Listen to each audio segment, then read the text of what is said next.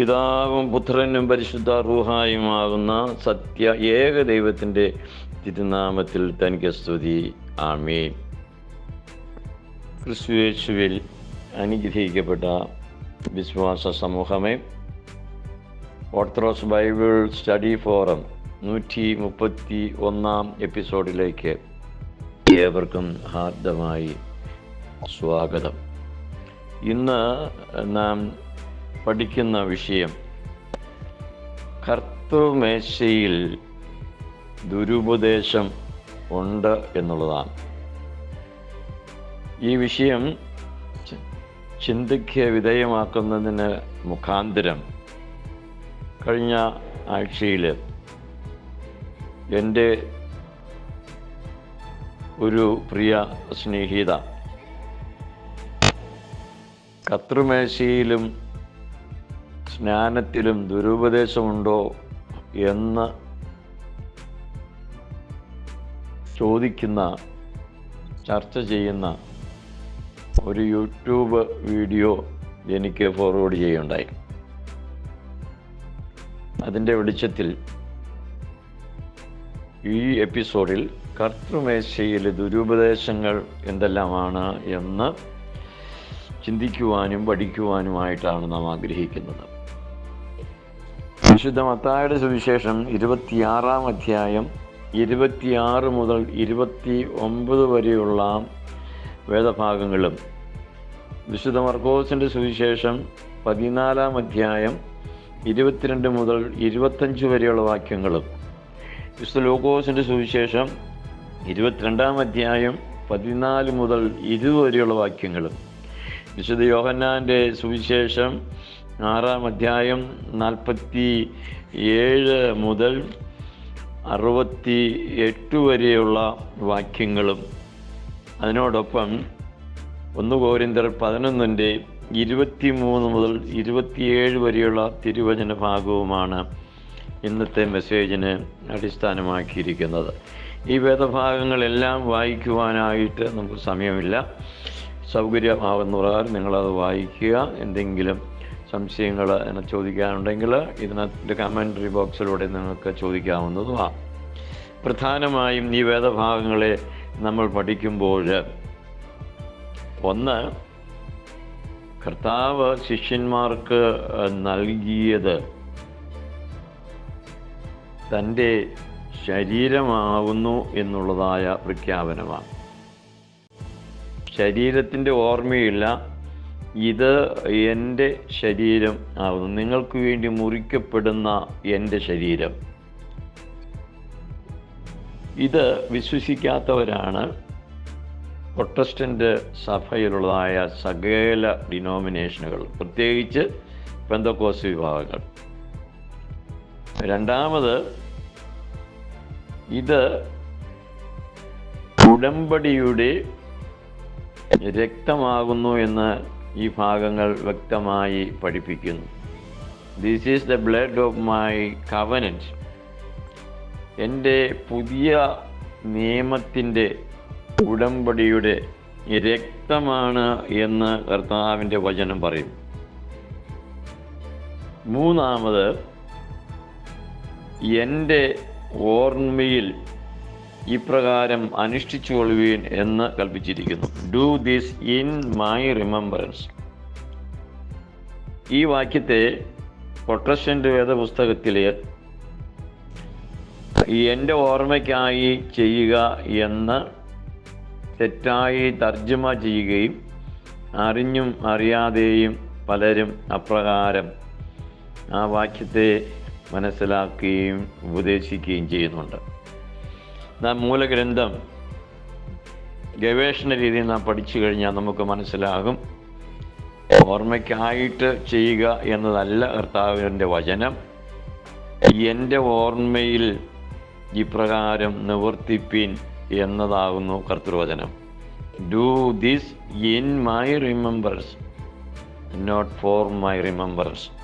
ഇവിടെ വലിയ ഒരു തർജ്ജിമ പിശാച് കയറിക്കൂടിയിട്ട് യേശുക്രിസ്തുവിൻ്റെ നിത്യജീവൻ്റെ വചനങ്ങളെ ഒരു വിധത്തിലും അംഗീകരിക്കാൻ പറ്റാത്ത വിധത്തിൽ ഓർമ്മയ്ക്കായി മാത്രം നിർത്തുന്നതായ ഒരു വിശ്വാസ സംഹിതയാണ് പെന്തക്കോസ്ത് പ്രൊട്ടസ്റ്റന്റ് വിഭാഗങ്ങളിലെല്ലാം ഉള്ളത്.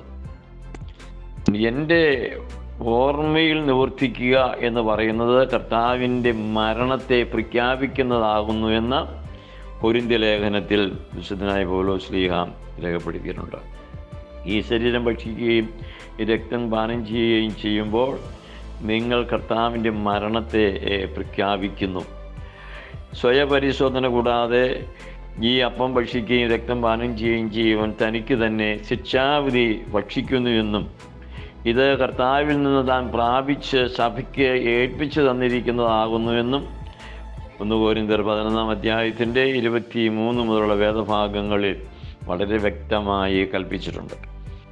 ഇവിടെ അയോഗ്യമായി കർത്തൃമേശയിൽ സംബന്ധിച്ചാൽ അത് ശിക്ഷാവിധിക്ക് ഇടയാക്കുമെന്നുള്ള വിശ്വാസം, ഈ വചനം വിശ്വസിക്കാത്തവരാണ് ഈ പ്രൊട്ടസ്റ്റന്റ് വിഭാഗങ്ങളിലേക്ക് മാറിപ്പോയിരിക്കുന്നത്.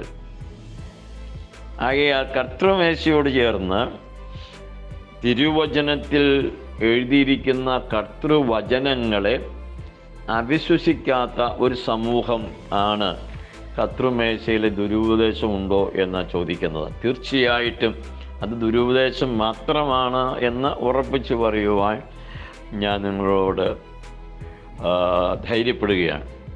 അത് വചന സത്യമാണ്.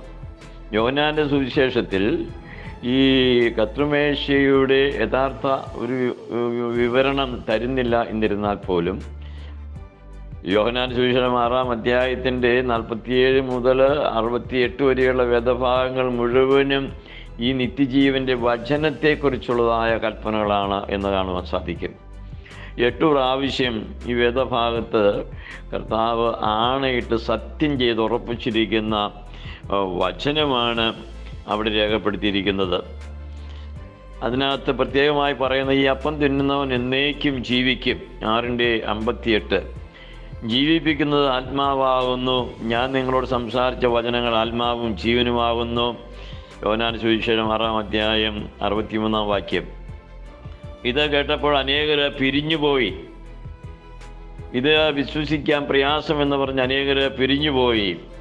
അപ്പോൾ കർത്താവ് ശിഷ്യന്മാരോട് ചോദിക്കുന്നു, നിങ്ങൾക്കും പിരിഞ്ഞു പോകാം. ഇത് വിശ്വസിക്കുന്നില്ല എങ്കിൽ നിങ്ങൾക്കും പിരിഞ്ഞു പോകാമെന്ന് കർത്താവ് പറയുമ്പോൾ അതിന് മറുപടിയായിട്ട് പത്രോസ് പറയുന്നു, കർത്താവെ, ഞങ്ങൾ ആരുടെ അടുക്കൽ പോകും? നിത്യജീവൻ്റെ വചനങ്ങൾ നിൻ്റെ പക്കലുണ്ട്. 68-ാം തിരുവചനം. നിത്യജീവൻ്റെ വചനങ്ങളെന്ന് ഈ രേഖപ്പെടുത്തിയിരിക്കുന്ന എൻ്റെ ശരീരം ഭക്ഷിക്കുകയും എൻ്റെ രക്തം പാനം ചെയ്യുകയും ചെയ്യുന്നവൻ എന്നിലും ഞാൻ അവനിലും വസിക്കുന്നുവെന്നും അവന് നിത്യജീവനുണ്ടെന്നും അവനെ ഒടുക്കത്തെ നാളിൽ ഞാൻ ഉയർത്തെഴുന്നേൽപ്പിക്കുന്നു എന്നുള്ള തിരുവചനം നിത്യജീവൻ്റെ വചനമാണ്. ഇത് കടങ്ങളുടെ പരിഹാരത്തിനും പാപങ്ങളുടെ മോചനത്തിനും നിത്യജീവനുമായിട്ട് നൽകപ്പെട്ടിരിക്കുന്നു എന്നത് കർത്തൃവചനമാണ്. അതല്ലാതെ എൻ്റെ ഓർമ്മയ്ക്കായി നൽകപ്പെട്ടിരിക്കുന്നു എന്നുള്ളതല്ല തിരുവചനം. ഈ വചനങ്ങളെല്ലാം ചേർത്ത് നാം പഠിക്കുമ്പോൾ പാപപരിഹാര പുതിയ നിയമ ഉടമ്പടിയാണ് കർത്തൃമേശയിലുള്ളത്.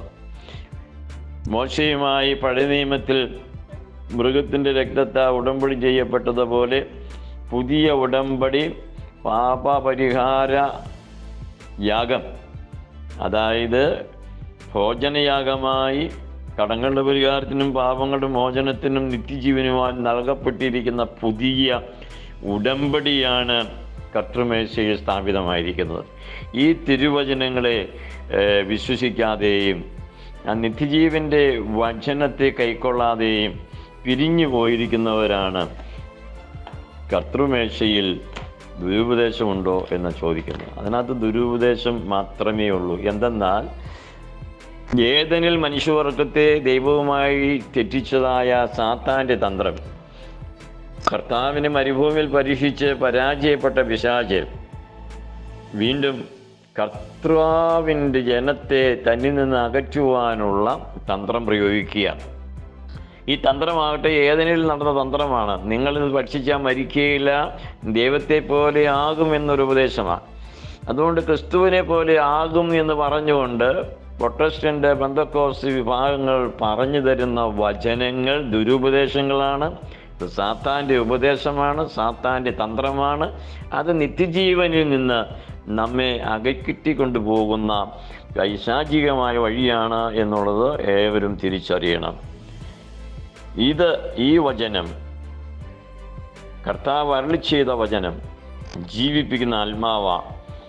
ഈ ജീവിപ്പിക്കുന്ന ആത്മാവാകുന്ന നിത്യജീവൻ്റെ വചനം ഉപേക്ഷിച്ച് പോയവര്, പരിശുദ്ധാത്മാവ് നിങ്ങളെ ജീവൻ്റെ വഴിയിലേക്ക് സ്വാഗതം ചെയ്യുന്നുണ്ട്. തിരിച്ചറിയുവാൻ സാധിക്കുന്നവർക്ക്, ദൈവകൃപ ലഭിക്കുന്നവർക്ക് ഈ നിത്യജീവൻ്റെ വചനത്തിലേക്ക് മടങ്ങി വരുവാൻ സാധ്യമാകും. ദേവരെ സത്യജയ ഏവർക്കും സ്നേഹവന്ദനം. തന്നെ കോട്ടച്ചൻ.